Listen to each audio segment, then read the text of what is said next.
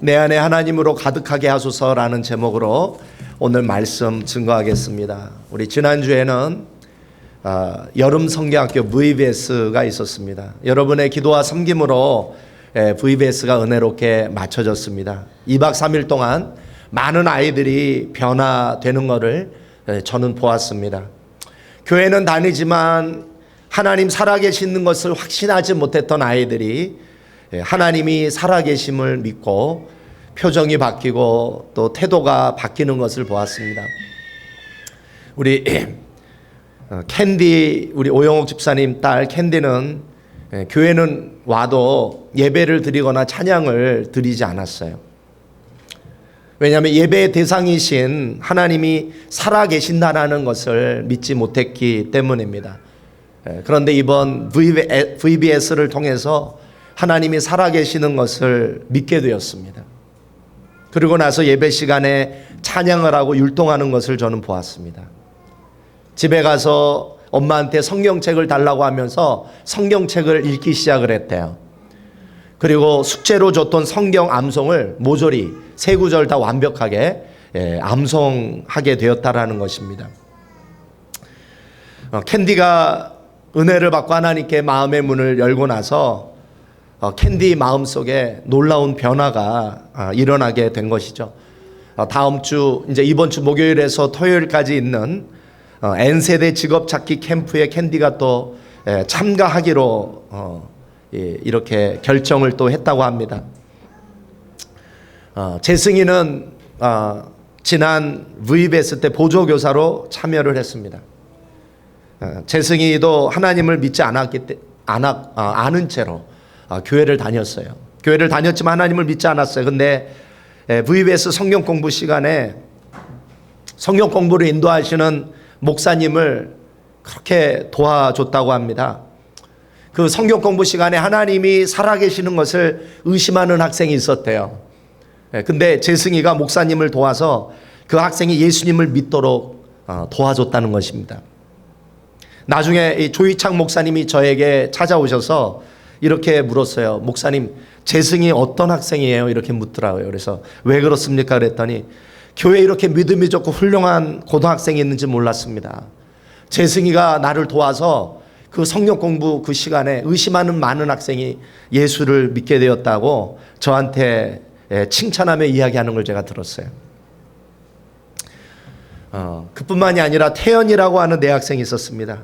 VBS 보조교사로 봉사를 했는데 VBS 봉사가 끝나고 집에 오니까 이 태연 학생이 자기가 정말 필요한 게 있었대요. 근데 그거를 자신이 가질 수 없었는데 VBS 보조교사로 봉사하고 집에 갔더니 하나님께서 그것을 공급해 주셨다라는 것이죠. 그걸 간증을 해요. 그러면서 이렇게 고백을 해요. God is provider. 하나님은 나에게 공급하시는 분이다. 그렇게 간증하는 것을 들었습니다. 여러분, 주님을 위해 섬기고 봉사하는 사람에게 하나님께서 가만히 계실까요? 하나님께서 반드시 갚아주실 줄 믿습니다. 주님을 위해 시간을 바치고 몸을 바치고 주님을 위해 헌신하는 사람을 하나님께서 빈손으로 그냥 돌려보낼 리가 없습니다.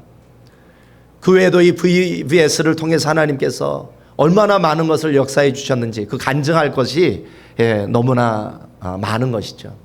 그뿐만이 아니라 지난 주간에 또 하나님께서 우리들에게 너무 큰 은혜를 주셨어요. 우리 김동만 장로님이 라임 디지즈보다 더 심한 유행성 출혈열을 가지게 됐습니다. 열이 105도까지 올라가셨어요. 타이레놀을 드셔도 열이 내리지 않았습니다. 김지현 권사님이 병원을 가야 된다고 그래서 장로님을 모시고 병원을 갔는데 피 검사를 했더니 라임병과 같은 증상이 있으니까 약을 처방받고 약을 드셔야 된다고. 그리고 이제 105도 한 일주일을 가고 나서 주일날 저에게 오셔서 목사님 기도해달라고 저한테 부탁을 했어요. 제가 기도를 해드렸어요. 그리고 화요일에 댁에 찾아갔는데 그때도 아주 몸이 너무나 마르고 너무나 아프신 모습이었어. 목소리가 너무나 힘이 없고. 그런데 변화가 있었어요. 어떤 변화가 있었냐면 이제 타이레놀을 드시면 열이 내린다는 이야기를 들었어요. 그리고 또 기도를 해드렸습니다. 그랬더니 수요일에 교회 나오셨어요. 목소리가 이제 힘이 있어지시고 목소리가 좋아지시고 건강하셨을 때 그 목소리를 회복하신 줄 믿으시기 바랍니다. 이제 거동이 이제 가능하셔 교회까지 나오시. 목요일 날 장로님이 병원에 가셔서 검사를 받았는데 유행성 출혈열이 가진 3가지 증상이 다 없어진 줄 믿으시기 바랍니다. 이제 앞으로 일주일, 2주일 이제 거의 뭐 음식을 못 드셨기 때문에 이제 기력만 회복되시면 이전처럼 건강하게 이렇게 살아가실 수 있게 되신 것이죠. 저는 장로님을 통해서 제가 경험했던 하나님이 있어요. 치료하신 하나님을 경험했어요. God is healer. 여러분, 하나님은 우리와 함께 하십니다. 우리와 함께 하셔서 역사하시는 줄 믿습니다. 여름 성경학교를 섬겨주셨던 김정현 집사님한테 들었던 간증입니다. 여름 성경학교를 섬기면서 화요일 새벽쯤에 꿈에 예수님이 김정현 집사님을 찾아오셔서 왼쪽 어깨를 2번 토닥토닥 해주셨대요. 격려해 주셨대요. 얼마나 여러분 감격스러우셨겠어요.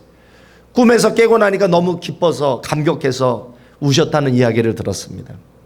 사랑하는 여러분, 지난주 여러분은 하나님을 만나셨습니까? 여러분은 지난주 어떤 하나님을 체험했습니까? 여러분도 예수님께 마음을 열고 예수님을 받아들이면 여러분도 살아계신 하나님을 체험할 수 있게 되는 줄 믿습니다. 오늘 본문은 사도 바울의 기도를 보여주고 있습니다. 에베소 교회 성도들을 향해서 사도 바울이 기도를 하는 기도가 오늘 우리가 읽었던 본문입니다. 자, 사도 바울은 왜 에베소 교회 성도들을 향해 이와 같은 기도를 드리게 되었을까? 여러분, 사도 바울이 이런 기도를 드리게 됐던 이유가 있어요. 그 이유는 에베소 교회 성도들이 하나님을 지식으로만, 관념으로만 가지고 있는 것이 아니라 그것을 날마다 실제로 경험하기를 원했기 때문에, 하나님을 경험하며 살기를 원했기 때문에 오늘 이 사도 바울은 이 기도를 드리게 된 것입니다. 여러분,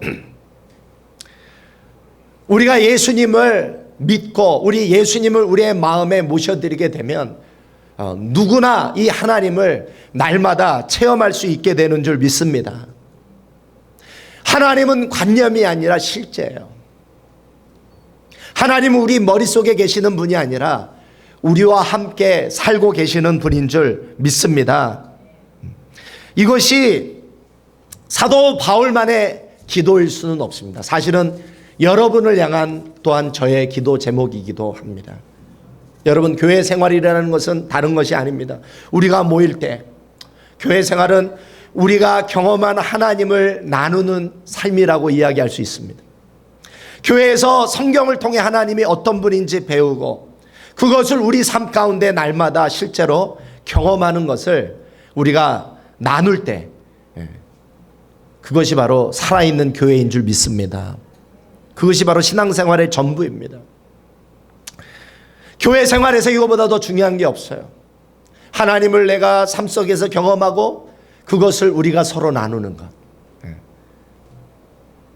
그런 의미에서 우리가 날마다 하나님을 경험하는 풍성한 삶을 살기 위해 우리에게 필요한 3가지 기도 제목이 있습니다. 사도 바울이 에베소서 3장을 통해서 기도했던, 에베소 교회 성도를 위해 기도했던 3가지 기도 제목, 그것이 바로 저와 여러분의 기도 제목이 되어야 할 줄 믿습니다. 자, 우리는 어떤 것을 기도해야 되느냐? 자, 첫 번째, 우리가 기도해야 될 것은 예수 그리스도의 임재가 성령님을 통해 실제로 우리 속에 있게 해달라고 기도해야 합니다. 예수님이 우리 마음에 실제로 살아서 역사하시도록 우리는 그것을 위해 기도해야 된다는 거예요. 자, 우리 17절 상반절을 한번 읽어보겠습니다. 에베소서 3장 17절 상반절. Ephesians chapter 3 verse 17 우리 함께 읽어보겠습니다. 시작. 믿음으로 말미암아 그리스도께서 너희 마음에 계시게 하시옵고. 자, 사도 바울은 첫 번째 기도 제목으로 그리스도께서 실제로 너희 안에 계시기를 원한다. 자, 헬라어 원어를 보니까 이렇게 번역이 되어 있어요. 너의 믿음으로 말미암아 그리스도가 너희 마음에 실제로 살아있기를 원한다. 여기서 실제로가 중요해요. 실제로. 예수 그리스도가 관념적으로 우리 안에 계시는 게 아니라 실질적으로 우리 마음 안에서 살아서 역사하기를 원한다. 그럴 때 우리는 풍성한 하나님의 은혜를 경험할 수 있기 때문에. 제가 늘 설교하는 내용이죠. 그렇죠? 예수 그리스도가 내 삶의 실제가 되어야 한다. 관념이 돼서는 안 된다. 그렇죠? 우리 이런 설교를 제가 자주 하니까 염춘하 권사님이 한번 저한테 도전을 받았어요. 어떤 도전을 받았냐면 맨날 목사님이 정말 내 안에도 우리 안에도 예수님이 실제로 계셔야 된다고 하니까 새벽 예배에 나오셔서 이렇게 기도했대요. 예수님, 실제로 예수님이 내 안에 살아 계신다면 한번 나에게 한번 보여주세요. 이랬대요. 기도 시간에. 여러분 어떤 일이 벌어졌을까요? 궁금했대요. 자신은 맨날 교회는 나오는데 정말 내 안에 예수님이 실제로 살아계시나 궁금했대요. 그래서 그렇게 기도했대요. 예수님이 실제로 내 안에 살아계신다면 한번 보여주시라고. 근데 어떤 일이 벌어졌을까요? 갑자기 눈물과 콧물이 쏟아지기 시작했대요. 온몸이 tremble, 전율하기 시작을 하고 눈물이 멈추지 않는 거예요. 하나님이 나타나신 거예요. 할렐루야. 그리고 어느 날 영권사님이 저한테 말씀하시기를, 목사님, 저는 제 안에 예수님이 실제로 살아계시는 것을 이제 확실히 알았습니다. 할렐루야. 여러분도 궁금하시면, 여러분 안에 예수님이 실제로 살아가시는 것이 궁금하시다면 예수님 앞에 그렇게 한번 기도해 보세요. 예수님이 진짜 내 안에 계시나요? 그러면 저한테 한번 보여주세요. 할렐루야. 두 번째, 우리가 날마다 기도해야 될 제목이 있다면 그것은 우리의 삶이 예수님의 사랑 안에 뿌리를 내리도록 기도해야 됩니다. 자, 우리 17절 하반절, 에베소서 3장 17절 하반절 읽어보겠습니다. 에베소서 3장 17절 하반절 읽어보겠습니다. 시작. 너희가 사랑 가운데서 뿌리가 박히고 터가 굳어져서.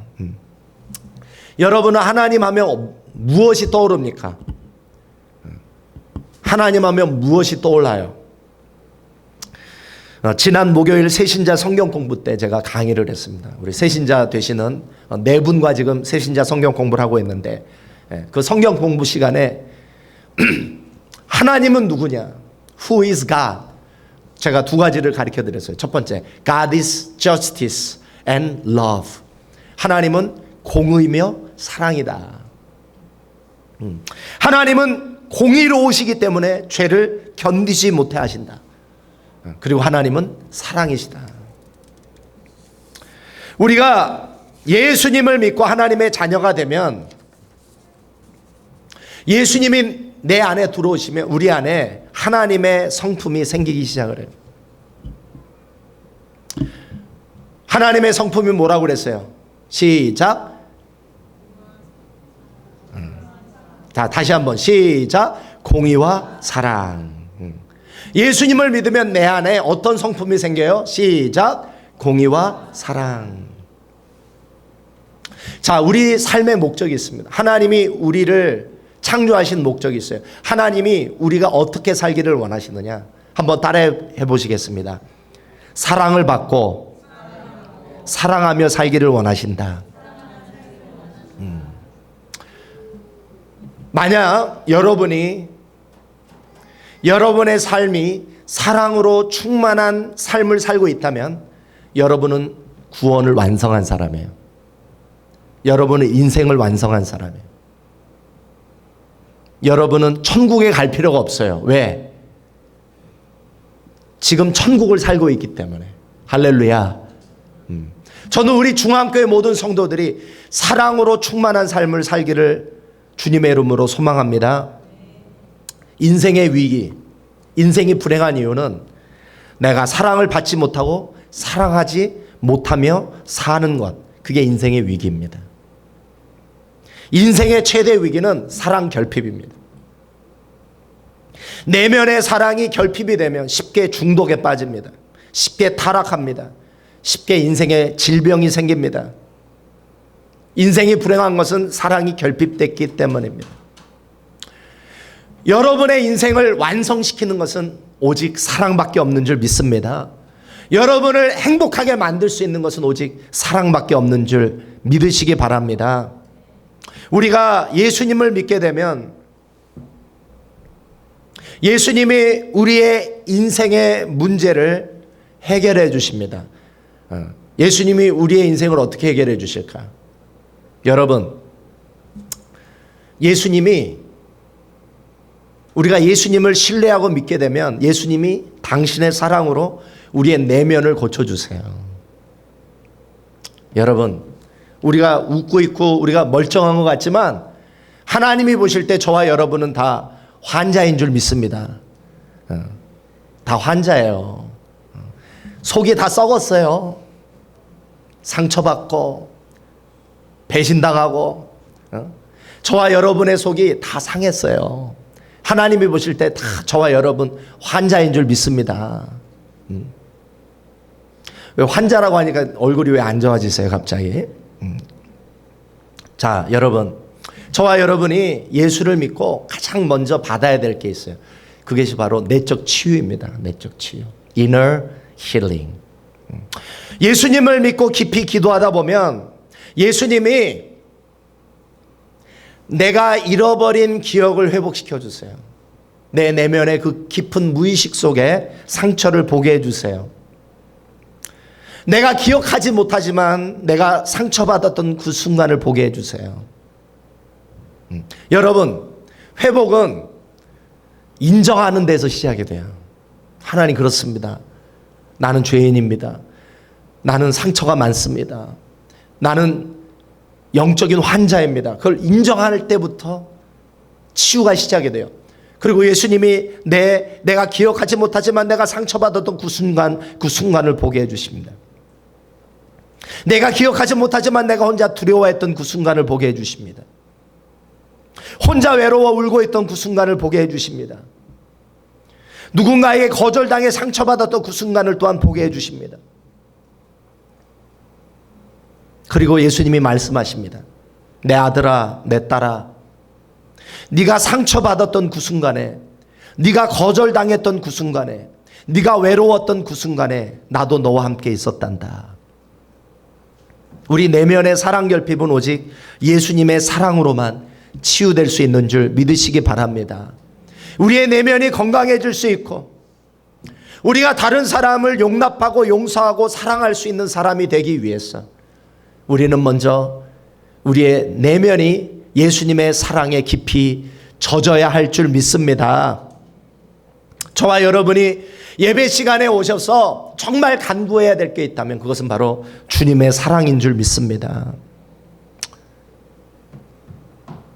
그래서 우리가 주님의 사랑으로 우리들의 내면이 젖어들어 가게 될 때, 우리가 깊이 하나님의 사랑을 경험하게 될 때 비로소 우리는 다른 사람을 온전하게 사랑할 수 있고 우리가 다른 사람의 고통을 함께 아파해 줄 수 있는 그러한 하나님의 사람이 될 수 있는 줄 믿습니다.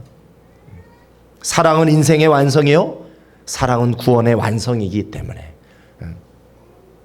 자, 우리가 세 번째 우리가 기도해야 될 세 번째 제목은 무엇이냐? 그것은 우리의 마음에 하나님으로 가득 차게 해달라고 기도해야 됩니다. 자, 첫 번째, 무엇을 위해 기도해야 된다고요? 첫 번째, 예수님이 내 안에 실제로 살아계시도록 기도해야 돼요. 자, 두 번째는 무엇을 위해 기도해야 돼요? 내 마음이 하나님의 사랑으로, 그리스도의 사랑으로 풍성하게 젖게 해 주십시오. 하나님의 사랑을 받게 해 주십시오. 세 번째는 뭘 위해 기도해야 된다고요? 내 마음이 하나님으로 가득 차게 해 주십시오. 우리 19절을 읽어보겠습니다. 19절 시작. 그 너비와 길이와 자, 우리 읽는 사람이 한 사람밖에 없네. 자, 다시 에베소서 3장 19절 읽어보겠습니다. 시작. 그 너비와 길이와 높이와 깊이가 어떠함을 깨달아 하나님의 모든 충만하신 것으로 너희에게 충만하게 하시기를 구하노라. 사도 바울의 기도, 또 저와 여러분의 기도는 무엇이 되어야 되느냐? 하나님, 내 마음에 하나님으로 충만하게 해주세요. 우리 마음이 하나님으로 충만해지게 된다면 여러분, 우리 안에 예수님의 성품, 예수님의 거룩하심, 예수님의 능력, 예수님의 통치, 예수님의 평안, 예수님의 기쁨으로 넘치게 될 줄 믿습니다. 우리의 마음에 하나님으로 충만하게 되면 우리 속심령이 바뀌어요. 변화돼요.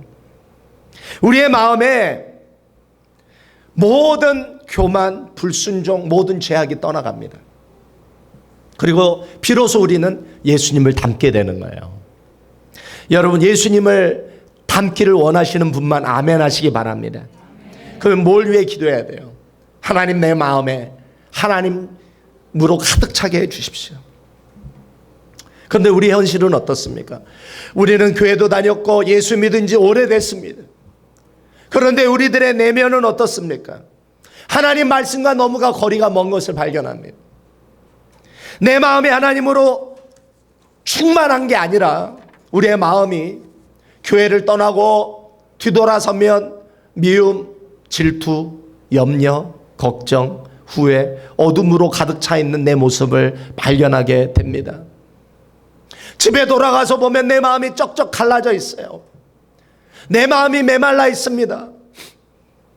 나는 정말 예수 믿는 사람 맞나? 그럴 정도로 내 마음이 너무나도 쩍쩍 갈라져 있고 힘든 것을 우리는 보게 됩니다. 지난 일주일 동안 여러분 어떻게 사셨어요? 하나님으로 충만했습니까? 아니면 마음이 쩍쩍 갈라지고 메말라서 이곳에 왔습니까? 그런 의미에서 하나님이 내 안에 충만해지는 것 내 힘으로 되지 않아요. 그래서 사도 바울은 또 이렇게 기도했습니다. 20절, 우리 에베소서 3장 20절 이렇게 한번 같이 기도해 보겠습니다. 읽어보겠습니다. 시작. 우리 가운데서 역사하시는 능력대로 우리가 구하거나 생각하는 모든 것에 더 넘치도록 능히 하실 이에게. 그렇습니다. 우리 자신을 보고 우리 현실을 보면 도무지 하나님의 충만과는 거리가 멀지만 우리가 구하기만 하면, 하나님 앞에 구하기만 하면 하나님이 생각하는 것과 구하는 것에 더 넘치도록 우리들의 마음을 바꿔주실 줄 믿습니다. 지금까지 마음이 쩍쩍 갈라지고 메말랐지만 이제 주님께서 내 마음에 평강을 주시고 기쁨도 주시고 넉넉함도 주시고 자유함도 주시고 다른 사람을 용서할 수도 있고 용납할 수 있는 그런 마음도 하나님이 우리들에게 주실 줄 믿습니다. 우리 힘으로 안 됩니다. 우리 노력으로 안 돼요. 그래서 기도해야 하는 것입니다. 여러분이 기도하는 것만큼 여러분이 하나님 앞에 나아가서 여러분의 마음의 문을 활짝 열고 정직하게 여러분의 마음을 고백하며 하나님, 나를 도와주십시오. 내 마음에 하나님의 충만으로 덮어주십시오. 여러분이 기도하는 것만큼 여러분이 충만한 삶을 살 수 있게 되는 줄 믿습니다. 한국에서 가장 큰 기독교 출판사 중에 홍성사라는 출판사가 있습니다. 이 출판사는 이재철 목사님이 사장님으로 계셨던 곳입니다. 이재철 목사님은 목사님 되시기 전 20대 후반부터 항공, 무역, 광고 기획, 출판, 인쇄로 성공한 사람입니다.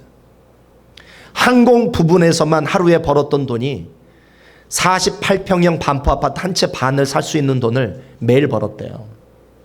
그랬더니 이분이 너무 일찍 성공하고 돈을 너무나 잘 벌었기 때문에 이분이 크리스찬이었음에도 불구하고 욕망과 쾌락의 노예로 살았다고 합니다. 결국 하나님께서 모든 사업에 부도가 나게 하셨대요. 아까 우리 솔로몬 왕이 하나님을 떠나니까 솔로몬에게 줬던 그 왕국을 다 빼앗은 것처럼 20대 후반에 하나님이 성공을 주셨는데 그거를 하나님 영광을 위해 살지 않고 자기 쾌락과 욕망을 위해 사니 하나님이 다 거두어 가시더라는 거예요. 그러한 실패와 고난 속에서 이재철 목사님이 만난 하나님을 믿음의 글들 나의 고백이라는 책에서 다음과 같이 이야기했습니다.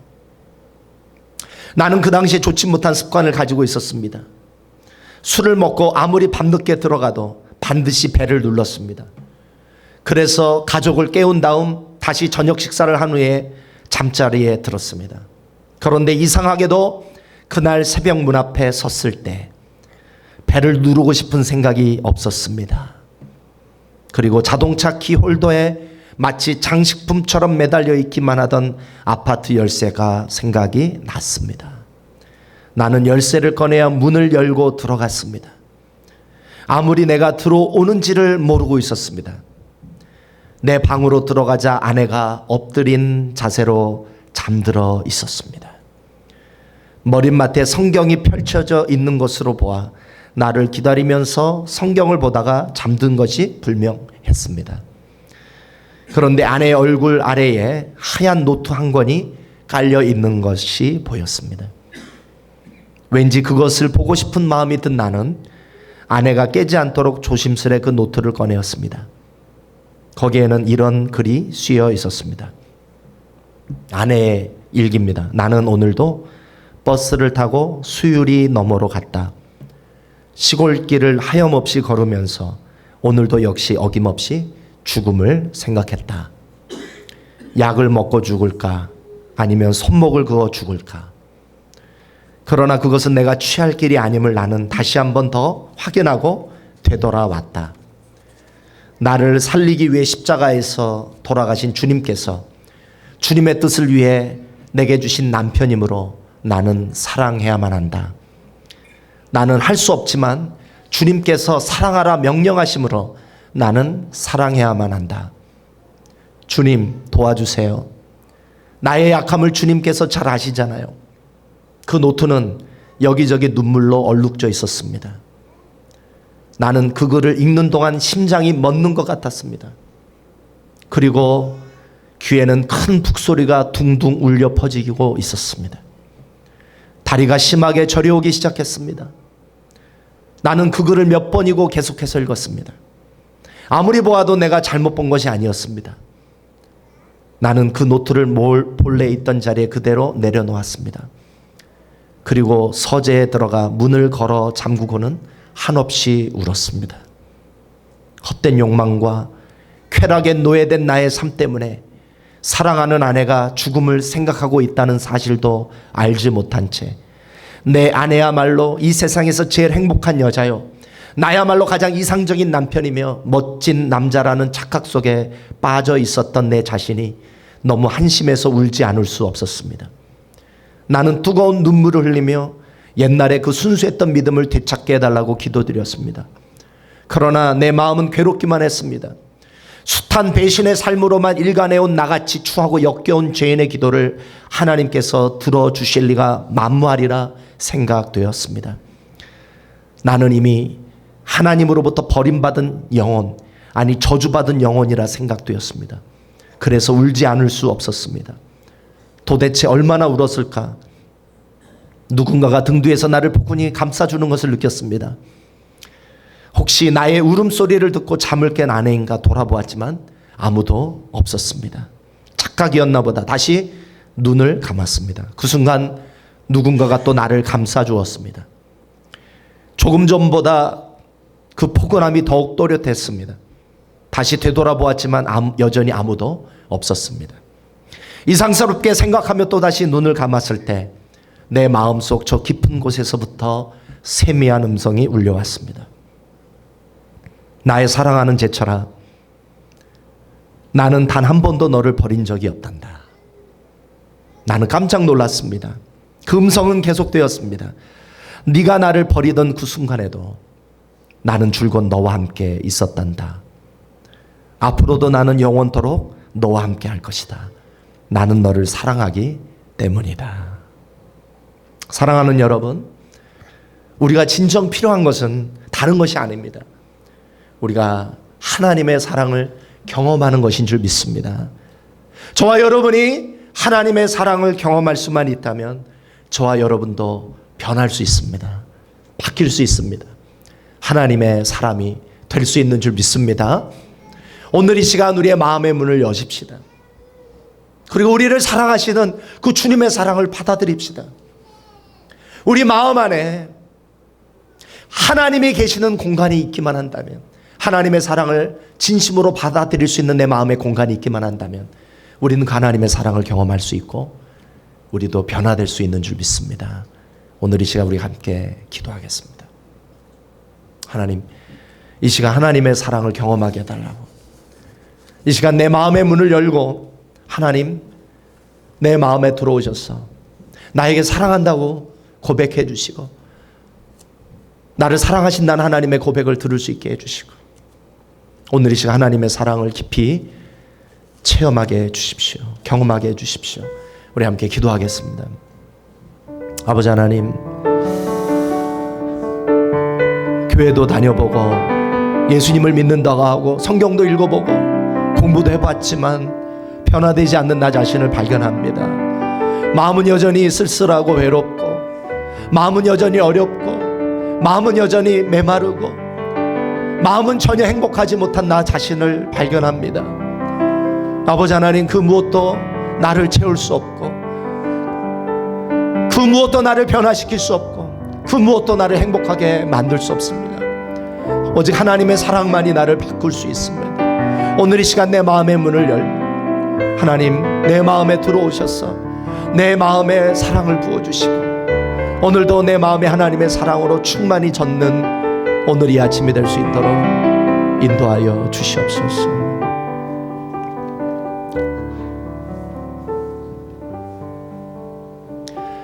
내가 너의